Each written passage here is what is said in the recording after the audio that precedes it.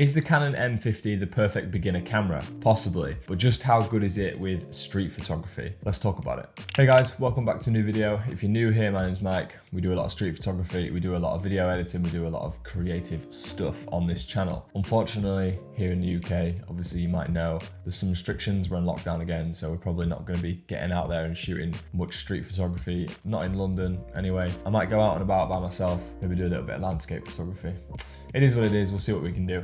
So in this video, I'm going to talk about my recent experience with the Canon M50. I'm used to shooting on the Canon 80D and the Canon R6, so I've got a little bit of experience with a DSLR and a little bit of experience with a full frame mirrorless camera, and then the M50 kind of fits somewhere in the middle of that because it is a mirrorless camera, but it's not full frame.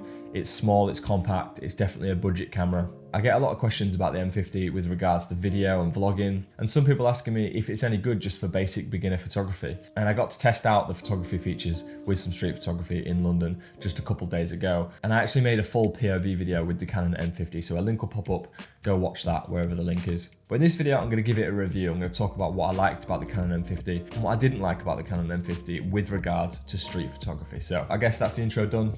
Let's get started. So the first thing I noticed right off the bat when shooting with the Canon M50 was just how small it was. Like I said before, I'm used to shooting with a Canon 80D and a Canon R6. The M50 is literally half the size of that, and you're definitely not going to get noticed when you're out and about shooting photos in the streets. One of the main aspects of street photography is taking photos of everyday things and everyday people without necessarily getting noticed. And sometimes if you've got a great big DSLR and then maybe like a 70 to 200 lens on there, you just got this great whopping piece of kit. Everyone's going to notice what you're doing. People sometimes ask questions, people sometimes don't like what you're doing. When you've got such a small, compact M50 sized camera, it just seems a lot more versatile. People don't seem to ask many questions and you seem to go a little bit more unnoticed. So that was basically one of the first things I clocked when I first started using the M50, just how small it was, how inconspicuous it was. And that's just a good feature if you're out doing street photography. So let's talk about the kit lens. The kit lens is a 15 to 45mm. It's on a crop sensor. So the Canon M50 is an APS-C sensor. So it's not full frame, which means it's cropped in a little bit. So the crop on a 15mm focal length is the equivalent of about a 22mm focal length. Personally, I have a lot of fun shooting street photography on a wider lens, especially if you're in a city like London. You've got some great architecture, you take some good look-up shots. Now the 15mm, which is actually equivalent to 22mm, like I just explained, actually looks great. I got some amazing look-up shots. Basically the first 5 minutes of the POV video that I made are just look-up shots in London and the photos look great. Now a few days before that POV video, I did some street photography with the Canon R6, which is full frame, and the photos are pretty much exactly the same. If we're going to directly compare the photos on screen now, the look-up shots with the M50 and the look-up shots with the R6, the R6 is taken on a 24 to 105 lens and the M50 is taken on a 15 to 45mm lens, both at their widest focal length, 15mm on the M50, 24mm on the R6. Both of the photos are great, and if we're directly comparing the photos, like I said, don't think people are going to notice that one of the photos is taken on a £600 camera and the other photos are taken on a £2,500 camera. So the M50 15mm definitely performs, even though it's not actually 15mm, it's probably 22mm like I explained. So my first impressions using the M50's kit lens, super cool. I was not disappointed at all with how wide it was and how cool some of the look-up shots I got with it was. After a couple of hours of shooting some street photography in London, a little disadvantage I felt with the M50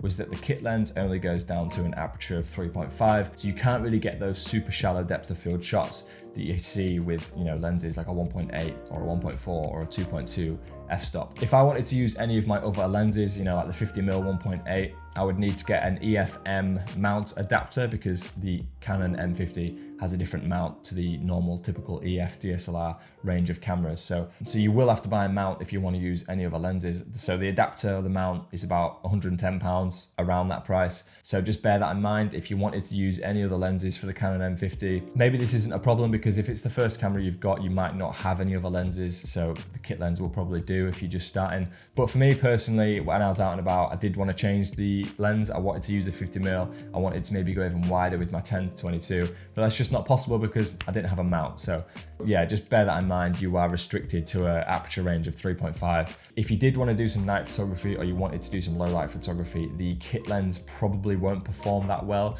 I mean, you could probably make it happen. It's not the end of the world, but you're not going to get any of those super nice shallow depth of field fancy shots really with the kit lens. So yeah, it has its limitations, but like I said, if it's your first camera, I don't think you're going to have any other lenses to even be concerned with, so it's probably going to be okay. And when I was in London, it was the middle of the day, so I stuck to an f-stop of around 7.2, f-stop of an 8, f-stop of 11. So I wanted most of the frame in focus anyway, so I didn't even want a shallow depth of field in this case when I was in London. But you know, if I wanted to shoot some night photography, it probably wouldn't have worked out very well. Another point I want to make, and again, this is coming from personal experience, and I think this would change if I spent a little bit more time with the Canon M50, but the buttons and the wheels and the scrollers on the camera, I just couldn't understand what was happening for like 15-20 minutes. So I just stuck to using the touchscreen, which was fantastic. So the touchscreen on the M50 was very similar to what I'm used to on the R6 and the Canon 80D. And the buttons and just the camera in general was basically, you couldn't be asked to figure out what button did what. So I just used the touchscreen, basically. That's more of a personal problem. If I had the camera, you know, for more than a day, I'm sure I would get used to how it works and what buttons do what. Yeah, I just stuck to using the touchscreen. So if I had gloves on,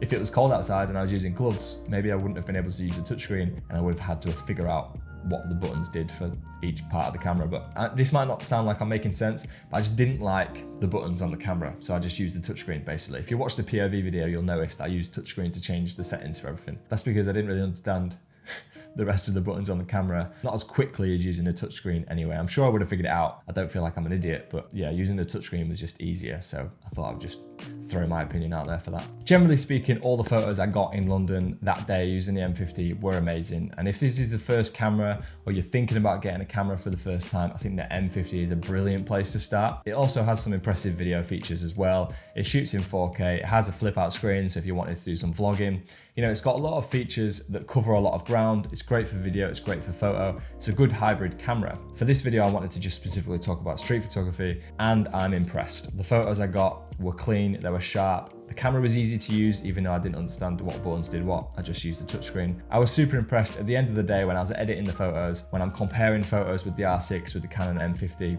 Can't really tell a difference. The photos came out clean, the photos came out sharp. And for 500 to 600 pounds, I think that this camera retails at, you can't really go wrong. That is a great place to start for beginners. For the nerds out there, if you care about battery life and things like that, I was just using one fully charged M50 battery that Sam charged up for me, and it didn't even drop down a single bar. It looked like it stayed on 100% the entire time. Maybe it would drop down a bar if it was to like 75% or something like that. We were out shooting for about 3 hours and nothing happened to the battery life. It worked perfectly. I've had limited experience with the Canon M50. I only used it for a couple of hours and I was only using it for street photography. But what I can say from that experience is that it just was not disappointing at all. Going from using a £2,500 setup, which my Canon R6 is, and then using a £600 setup, it was fine. I wasn't disappointed, I wasn't annoyed at anything. If anything, the lack of variety with f-stop and, you know, using a different lens, for example, I couldn't put a 50mm on there because I haven't got the mount, like I mentioned. But other than that, I don't think that's a problem for people getting started in photography. The main thing about street photography is learning the basics. Make sure you understand your shutter speed, your ISO, and your aperture. Now, I've got a video all about how to understand the camera settings. A link will pop up here for you to go watch that. If you are brand new to photography and you don't know what settings do what, then go check that video out. But yeah, the main thing with street photography is observing the environment, watching what people are doing, looking at different situations, making sure the settings on your camera are perfect, and just having a good time. I know it sounds cliche, but when I'm out doing street photography, I'm not rushing around, I'm just chilling. I want to make sure the camera that I'm using is easy to use and it captures everything that you witness with your eyes, really. And the Canon M50 did exactly that. That's pretty much it from me. I hope this video helped, and if you are interested in buying a Canon M50, I'll put a link down below to an Amazon link, which also means I get a small percentage of that sale. So boom. Thanks very much for watching. If you want to support the channel as well, I got some presets over on my website, mikechudley.com. Link will also be in the description. If you're interested in some minimal and moody presets, then go check those out. Other than that, I'm done here. Thanks for watching. Peace out.